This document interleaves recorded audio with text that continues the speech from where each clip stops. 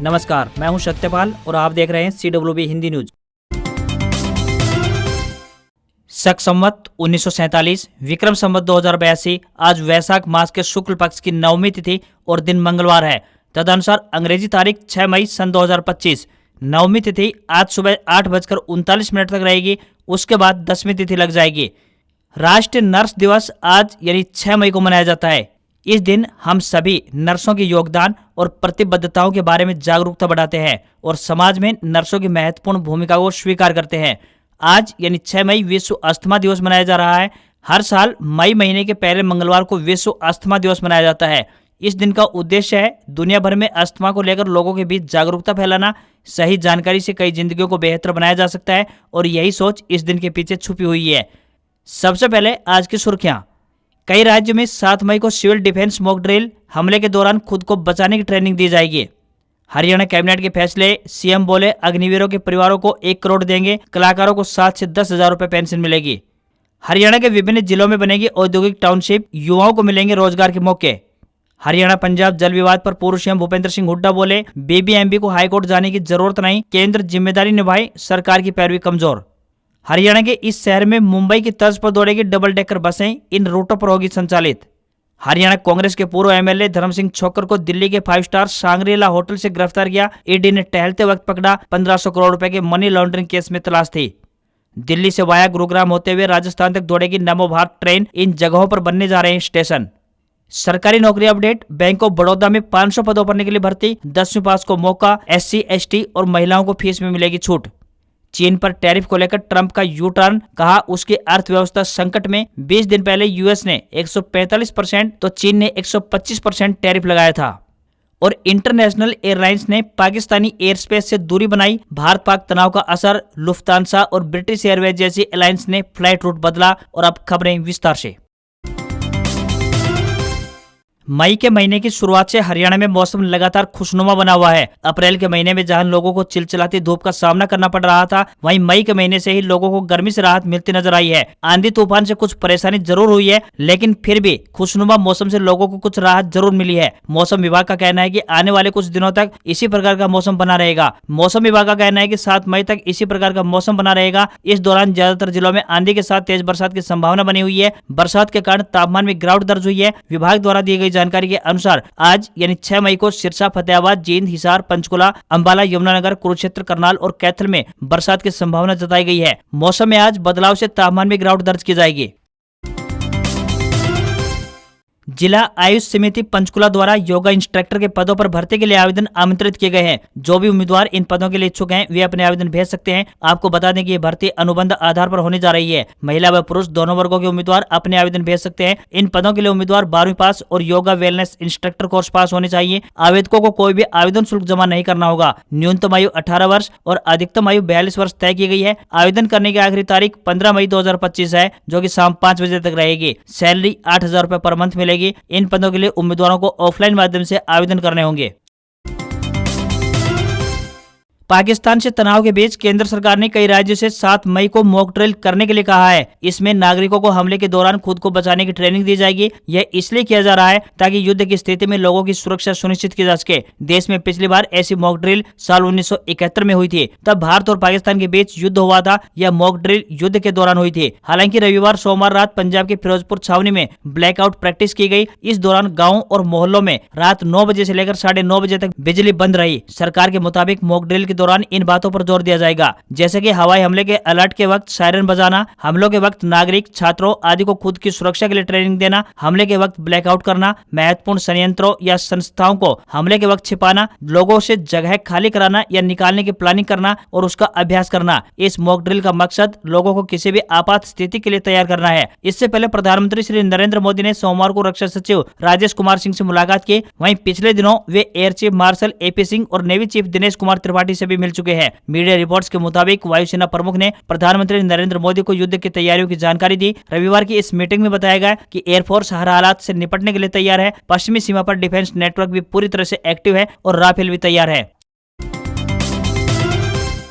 पाकिस्तान की national assembly ने सर्वसम्मति से भारत के खिलाफ निंदा प्रस्ताव पारित किया है। कानून मंत्री आजम नजीर तरार ने कहा, इस वक्त देश में राष्ट्रीय एकता की जरूरत है, हमें इस पर सामूहिक संदेश देने की जरूरत है। कानून मंत्री ने नेशनल असेंबली के डेली कामकाज को स्थगित करने का भी प्रस्ताव पेश किया। वहीं प्रधानमंत्री शहबाज शरीफ ने पहलगाम हमले की अंतर्राष्ट्रीय जांच में शामिल होने के लिए ब्रिटेन को इन्वाइट किया है। शरीफ ने पाकिस्तान में ब्रिटेन की उच्चायुक्त जेन मैरियट के साथ बैठक के दौरान यह ऑफर दिया है। रूस की तरफ से क्रेमलिन के प्रवक्ता दिमित्री पेस्कोव ने भारत और पाकिस्तान के बीच तनाव कम करने की अपील की है। उन्होंने मीडिया से कहा कि हमें उम्मीद है कि दोनों पक्ष तनाव कम करने के लिए कदम उठाएंगे। हम भारत पाकिस्तान बॉर्डर पर चिंता के साथ नजर बनाए हुए हैं। पेस्कोव ने कहा, भारत हमारा स्ट्रेटेजिक पार्टनर है और पाकिस्तान भी हमारा पार्टनर है। हम दिल्ली और इस्लामाबाद दोनों के साथ अपने संबंधों को महत्व देते हैं। पहलगाम हमले पर बागेश्वर धाम के पंडित धीरेन्द्र शास्त्री ने कहा, पाकिस्तान के घर में घुसकर आतंकी ठिकानों को मिटाना चाहिए। भारत सरकार से हम कहेंगे कि आप कब तक कड़ी निंदा करते रहेंगे? ऐसे हमलों से विदेशी सैलानी भारत आने से डरेंगे। भारत की सुरक्षा की बात है, इसलिए भारत सरकार को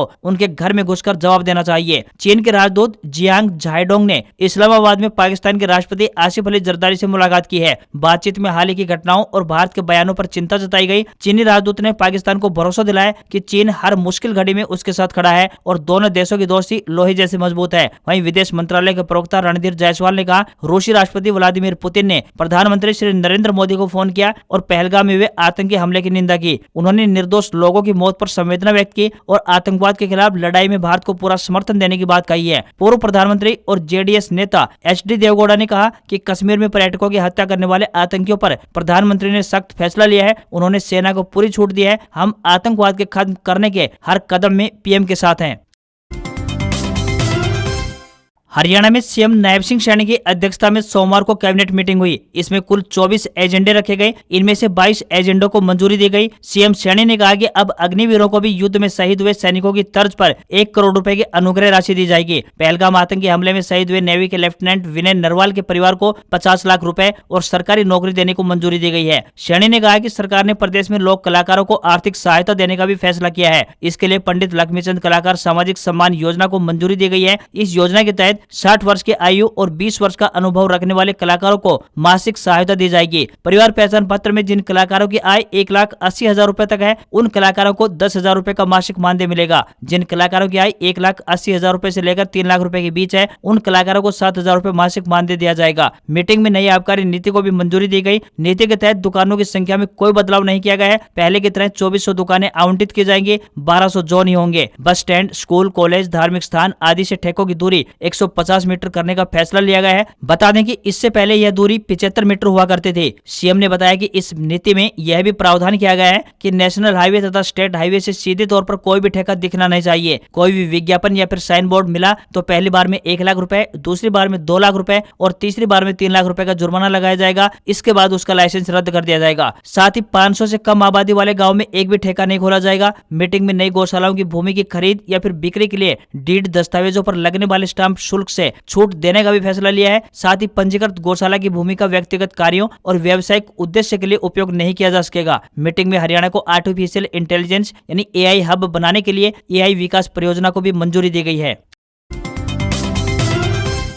प्रदेश कांग्रेस अध्यक्ष उदय भान व सांसद दीपेंद्र हुड्डा ने संविधान बचाओ अभियान के तहत जनसभा को संबोधित किया। उदय भान ने कहा कि कांग्रेस पार्टी द्वारा आयोजित इस कार्यक्रम में सामाजिक न्याय, आर्थिक न्याय और भागीदारी पर फोकस करके प्रदेश के हर जिले में जाने का कार्यक्रम है। इस अवसर पर सांसद दीपेंद्र हुड्डा ने कहा कि जल बंटवारे के मुद्दे पर सर्वदलीय बैठक में कांग्रेस पार्टी ने हरियाणा सरकार को अपना पूर्ण समर्थन दिया है। हरियाणा के जल हितों की रक्षा के लिए प्रदेश की भाजपा सरकार कोई भी कदम उठाए, हम उनके साथ हैं। लेकिन आज जो जल संकट प्रदेश पर छाया हुआ है, उसके लिए भाजपा सरकार का नकारापन जिम्मेदार है, क्योंकि बीते कई सालों से बीबीएमबी में हरियाणा का कोई भी अधिकारी नहीं है। ऐसे में प्रदेश के हितों की रक्षा कौन करेगा, जबकि पहले एससी सिंचाई सदस्य और सचिव हरियाणा के होते थे। उन्होंने प्रदेश सरकार को आड़े हाथों लेते हुए कहा कि हरियाणा की डबल इंजन सरकार पर पंजाब का सिंगल इंजन भारी पड़ गया। हरियाणा की बीजेपी सरकार हरियाणा के हितों की रक्षा नहीं कर पा रही है। इसके पहले भी rail coach factory, international airport Haryana से गए तो ये सरकार मूकदर्शक बनी रही। उन्होंने जोर देकर कहा कि सुप्रीम कोर्ट पहले ही पानी और एसवाईएल मामले में अपना फैसला दे चुका है, लेकिन डबल इंजन सरकार उसको लागू नहीं करवा पा रहा है। मुख्यमंत्री से अनुरोध है कि पानी रोकने की घटना को हल्के में ना लें, तुरंत प्रधानमंत्री जी से मिलने का समय लें। इस मामले में हम सरकार के साथ हैं और एक साथ प्रधानमंत्री जी से मिलने जाएंगे। हरियाणा के बेरोजगार युवाओं के लिए एक अच्छी खबर है। बता दें कि बेरोजगारों के लिए जल्द ही रोजगार के रास्ते खुलने वाले हैं। हरियाणा सरकार औद्योगिक विकास को लेकर अहम कदम उठा रही है। इससे युवाओं के लिए रोजगार के नए अवसर उत्पन्न होंगे। राज्य के 10 जिलों में इंडस्ट्रियल टाउनशिप बनने जा रही है। इससे न सिर्फ उद्योगों को बेहतरीन कनेक्टिविटी मिलेगी, बल्कि इससे राज्य के विभिन्न भाग भी विकसित होंगे। खासतौर पर 3 मुख्य राजमार्गों और एक्सप्रेसवे के किनारे इन टाउनशिप को स्थापित करना उद्योगों के लिए सहूलियत का काम करेगा, क्योंकि इससे माल की ढुलाई और ट्रांसपोर्टेशन जैसे काम आसान हो जाएंगे। इस प्रोजेक्ट से विभिन्न जिलों में औद्योगिक गतिविधियां बढ़ेंगी, जिससे नए कारखाने, फैक्ट्रियां और बिजनेस सेंटर खुलेंगे। इसके साथ ही स्थानीय युवाओं को रोजगार के नए अवसर भी प्राप्त होंगे। मुख्यमंत्री नायब सिंह सैनी ने अधिकारियों को 1 महीने का वक्त दिया है ताकि इस प्रोजेक्ट का ब्लूप्रिंट तैयार हो जाए। आपको बता दें कि इन जिलों में बनने जा रही है ये industrial township Gurugram, Hisar airport के पास, सिरसा, भिवानी, नारनौल, फरीदाबाद, जींद, अंबाला और कैथल। हरियाणा परिवहन विभाग द्वारा यात्रियों को बेहतर यातायात सुविधा उपलब्ध करवाने के उद्देश्य से निरंतर नए प्रयास किए जा रहे हैं। इसी कड़ी में विदेशों और मुंबई की तर्ज पर अंबाला शहर में डबल डेकर बसें संचालित की जाएंगी। ये बसें लोगों को शहीद स्मारक, साइंस सेंटर, बैंक स्क्वायर, रानी का तालाब होते हुए सुभाष पार्क तक सुखद यात्रा का अनुभव कराएंगी। हरियाणा सरकार में परिवहन मंत्री अनिल विज ने कहा कि जिस शहर में बाहर से पर्यटक आते हैं वो तरक्की की नई ऊंचाइयों को छूते हैं। उन्होंने बताया कि अंबाला शहर और अंबाला कैंट में ओपन और डबल डेकर बसें चलाने की योजना है। इससे लोगों को शहर की खूबसूरती देखने का बेहतर अवसर मिल पाएगा। अनिल विज ने बताया कि सुभाष पार्क आज अंबाला ही नहीं बल्कि हरियाणा में टूरिस्ट स्पॉट बन चुका है, जिसे देखने के लिए रोजाना हजारों की संख्या में टूरिस्ट पहुंच रहे हैं। उन्होंने नगर परिषद अधिकारियों को बच्चों के मनोरंजन के लिए पार्क में टॉय ट्रेन और हॉट एयर बैलून चलाने की सुविधा शुरू करने के भी निर्देश जारी किए, ताकि पार्क में बच्चों व लोगों के मनोरंजन में और इजाफा हो सके। अनिल विज ने बताया कि सुभाष पार्क में इस समय फूलों वाले पौधों की भरमार है। इसके साथ ही उन्होंने सुभाष पार्क की झील को साफ रखने और मछलियां डालने के भी निर्देश जारी किए हैं। हरियाणा के महेंद्रगढ़ जिले के नारनौल में काठुआस रेलवे स्टेशन के पास स्थित भारतीय रेलवे के मुख्य लाइन से अलग करने का कार्य शुरू कर दिया गया है, जिसके चलते रेलवे ने 3 ट्रेनों का संचालन 18 मई तक अस्थायी रूप से बंद कर दिया है। इस फैसले के बाद से भिवानी, रेवाड़ी, झज्जर और महेंद्रगढ़ जिले के यात्रियों सहित खाटू श्याम के भक्तों को परेशानी का सामना करना पड़ रहा है। कंटेनर डिपो से मालगाड़ियों की आवाजाही फिलहाल नारनौल रेवाड़ी रेल लाइन से होती थी, जिससे की यात्री ट्रेनों को रास्ते में रोकना पड़ता था। इसके अलावा अटेली स्टेशन पर यात्रियों को लंबे समय तक इंतजार करना पड़ता था। ऐसे में उन्हें भारी असुविधा का सामना करना पड़ रहा था। बंद ट्रेनों की लिस्ट की बात करें तो 09733 और 09734 भिवानी जयपुर एक्सप्रेस, 19,619 फुलेरा रेवाड़ी पैसेंजर, 14,705 और 14,706 भिवानी डेरका बालाजी एक्सप्रेस। हरियाणा सरकार की प्रोत्साहन नीति की बदौलत आज सूबे के किसान परंपरागत खेती का मोह त्याग कर ऑर्गेनिक और बागवानी खेती को बढ़ावा दे रहे हैं, ताकि कम लागत में अधिक मुनाफा कमाया जा सके। इसी कड़ी में सिरसा जिले के गांव कलवाना निवासी एक किसान सौंफ की खेती से अच्छा खासा मुनाफा कमा रहा है। आधुनिकता के इस युग में आज किसान परंपरागत खेती की बजाय अधिक मुनाफा देने वाली नकदी फसलों की खेती कर रहे हैं। ऐसी ही एक लाभदायक सौंफ की फसल है, जिसकी सुगंध, औषधीय गुण और बहुआयामी उपयोगिता के कारण इसकी मांग लगातार बनी रहती है। सिरसा के गाँव कलवाना के किसान अमन गोदारा ने बताया कि अब देसी सौंफ की खेती में अपनी किस्मत आजमाई। किसान अमन ने बताया कि सौंफ की खेती से प्रति एकड़ लगभग 1 लाख रुपए तक की बचत हो जाती है। उन्होंने बताया कि यह फसल कम पानी में भी बम्पर पैदावार देती है। इसकी खेती में अधिक देखभाल की आवश्यकता भी नहीं पड़ती। साथ ही प्राकृतिक और जैविक दोनों तरीके से सौंफ को उगाया जा सकता है। अमन गोदारा ने बताया कि सौंफ की बुआई अक्टूबर के पहले सप्ताह में की जाती है। यह फसल 180 दिन में लगभग पूरी तरह से पककर तैयार हो जाती है। इसके साथ ही उन्होंने प्रदेश सरकार से आग्रह किया है कि किसानों की आय दोगुना करने के लिए सौंफ जैसी खेती को बढ़ावा दिया जाना चाहिए और इसे भावांतर भरपाई योजना में शामिल किया जाए। दिल्ली एनसीआर में सार्वजनिक परिवहन कनेक्टिविटी मजबूत करने की दिशा में निरंतर नए प्रयास किए जा रहे हैं। इसी कड़ी में राष्ट्रीय राजधानी क्षेत्र परिवहन निगम ने दिल्ली के सराय कालिखा से वाया गुरुग्राम होते हुए राजस्थान के निमराना तक नमो भारत ट्रेन संचालित करने की तैयारियां तेज कर दी है। इस रूट की नई डिटेल प्रोजेक्ट रिपोर्ट यानी डीपीआर तैयार कर ली गई है, जिसे मंजूरी के लिए हरियाणा सरकार के पास भेजा गया है। इस प्रोजेक्ट पर तकरीबन 35,743 करोड़ रुपए की लागत राशि खर्च होगी। केंद्र सरकार ने पुराने रूट में बदलाव किया है। अब नए रूट के तहत नमो भारत ट्रेन दिल्ली के सराय रोहिल्ला से शुरू होकर यह दिल्ली के आईएनए, मुनीरका और एरो सिटी से होते हुए दिल्ली जयपुर हाईवे पर साइबर सिटी, इफ्को चौक, राजू चौक, हीरो होंडा चौक, खेड़की दोला, मानेसर, पचगांव, बिलासपुर चौक होते हुए रेवाड़ी के धारूहेड़ा, बावल, रेवाड़ी से निकलकर राजस्थान में निमराना के पास तक जानी है। इस ट्रेन के संचालन से इन शहरों के औद्योगिक क्षेत्रों में काम करने वाले लोगों की आवाजाही बेहद आसान हो जाएगी। गुरुग्राम में नमो भारत ट्रेन के 17 स्टेशन में से 8 स्टेशन अंडरग्राउंड होंगे। इनमें गुरुग्राम के 5 स्टेशन शामिल है। Cyber city, Rajiv Chowk, hero Honda चौक, खेड़की दोला, मानेसर में अंडरग्राउंड स्टेशन का निर्माण होगा। तो वहीं दिल्ली में भी 3 स्टेशन अंडरग्राउंड होंगे, जिनमें आईएनए, मुनीरका और एरो सिटी शामिल है। बाकी स्टेशन एलिवेटेड रहेंगे।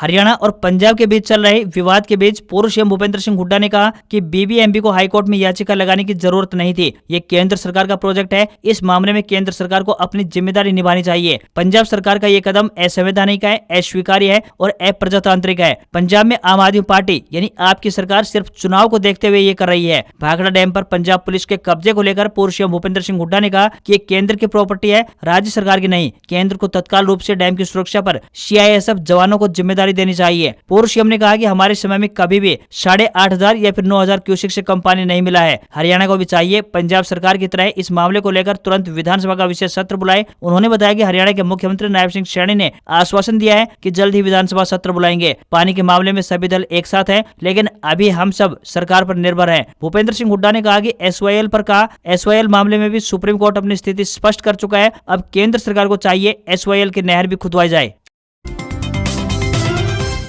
अमेरिकी राष्ट्रपति डोनाल्ड ट्रंप ने इशारा दिया है कि वे चीन पर लगाए गए टैरिफ को कम कर सकते हैं। उन्होंने ये माना कि मौजूदा टैरिफ दरें इतनी ज्यादा हैं कि दुनिया की दो सबसे बड़ी अर्थव्यवस्थाओं ने एक दूसरे के साथ व्यापार करना ही बंद कर दिया। डोनाल्ड ट्रंप ने एनबीसी के एक शो में कहा कि किसी भी समय मैं चीन पर टैक्स घटा दूंगा, क्योंकि अगर ऐसा नहीं किया गया तो उनके साथ व्यापार करना मुमकिन नहीं होगा और वे व्यापार करना चाहते हैं। ट्रंप ने इशारा किया कि चीन की इकोनॉमी इस वक्त मुश्किल में है। वहाँ फैक्ट्रियों में कामकाज 2023 के बाद से सबसे बुरी हालत में है। एक्सपोर्ट के ऑर्डर भी काफी गिर गए हैं। अपनी अमेरिकी फर्स्ट नीति के तहत ट्रंप ने अमेरिका में सामान बेचने वाले सभी देशों पर 10% टैरिफ लगाया था, लेकिन चीन पर टैरिफ बढ़ाते बढ़ाते 20 अप्रैल को 145% तक कर दिया था। बदले में चीन ने भी अमेरिकी सामान पर 125% तक का टैरिफ लगा दिया था। इंटरव्यू में ट्रंप ने माना कि चीन पर टैरिफ का असर पड़ा है, फैक्ट्रियां बंद हो रही है और बेरोजगारी काफी बढ़ गई है, लेकिन उन्होंने साफ कहा है कि बातचीत शुरू करने के लिए वो पहल नहीं करेंगे। ट्रंप ने यह भी कहा कि बीजिंग की तरफ से हाल ही में कुछ अच्छे संकेत मिले हैं, लेकिन उन्होंने दोहराया कि अमेरिका और चीन के बीच कोई भी डील तभी होगी जब वो बराबरी की होगी। वहीं ब्लूमबर्ग की एक रिपोर्ट के मुताबिक चीन की फैक्ट्रियों में कामकाज 2023 के बाद से सबसे बुरी हालत में है। एक्सपोर्ट के ऑर्डर भी काफी गिर गए हैं। ये गिरावट दिसंबर 2022 के बाद से सबसे अधिक है। इससे पहले ऐसा अप्रैल 2022 में हुआ था जब शंघाई पूरी तरह से लॉकडाउन में चला गया था। जम्मू कश्मीर के पहलगाम में हुए आतंकी हमले के बाद भारत और पाकिस्तान के बीच बढ़ते तनाव को देखते हुए कई इंटरनेशनल एयरलाइंस ने पाकिस्तानी एयर स्पेस इस्तेमाल करने से इनकार कर दिया है। एयरलाइंस के बयानों और फ्लाइट ट्रैकर डेटा के अनुसार पाकिस्तान के एयर स्पेस से बचने वाली प्रमुख एयरलाइंस कंपनियों में air France, British Airways, Swiss international airlines, UAE की अमीरात, इटली की ITA, पोलैंड की LOT और जर्मनी की लुफ्तांसा शामिल है। दोनों देशों के बीच परमाणु हथियारों के इस्तेमाल करने की खबरों के बाद एयरलाइंस कंपनियों ने अपने एयर रूट में बदलाव करने का ये फैसला ले रही है। पाकिस्तान के ऊपर से उड़ान भरने पर प्रतिबंध के कारण भारतीय एयरलाइंस कंपनियों को भी नुकसान उठाना पड़ रहा है। फ्लाइट को अरब और अन्य देशों तक पहुंचने में भी ज्यादा समय लग पा रहा है। वहीं कई प्रमुख पश्चिमी एयरलाइंस अपनी स्वेच्छा से पाकिस्तानी हवाई क्षेत्र का इस्तेमाल नहीं कर रही हैं। हालांकि उन्हें इस तरह के प्रतिबंध का सामना नहीं करना पड़ रहा है। हफ्ते के पहले कारोबारी दिन भारतीय शेयर बाजार में तेजी रही। सेंसेक्स 295 अंकों पर यानी 80,797 के स्तर पर बंद हुआ। निफ्टी में भी 114 अंकों की तेजी रही और ये 24,461 के स्तर पर बंद हुआ। सेंसेक्स के 30 में से 20 शेयरों में तेजी देखने को मिली। अडानी पोर्ट्स का share 6.31%, Bajaj Finserv 3.73%, Mahindra and Mahindra 3.11% और जोमेटो 2.45% चढ़कर बंद हुए। वहीं कोटक महिंद्रा बैंक का शेयर 4.59% और SBI का 1.26% नीचे आ गए। निफ्टी के 50 शेयरों में से 38 में तेजी दिखाई दी। वहीं 10 ग्राम 24 कैरेट सोने का दाम बढ़कर 95,282 रुपए पर पहुंच गया है। वहीं 1 किलोग्राम चांदी की कीमत 25 रुपए गिरकर 94,100 रुपए प्रति किलो पहुंच गई है। दिल्ली में 10 ग्राम 22 कैरेट सोने की कीमत 87,800 रुपए और 10 ग्राम के ही 24 कैरेट सोने की कीमत 95,880 रुपए पहुंच गई है। आज खबरों में बस इतना ही। देखते रहिए आपका अपना हरियाणा का सबसे बेहतरीन news channel CWB Hindi news. नमस्कार। इसी आशा के साथ आपका दिन शुभ रहे।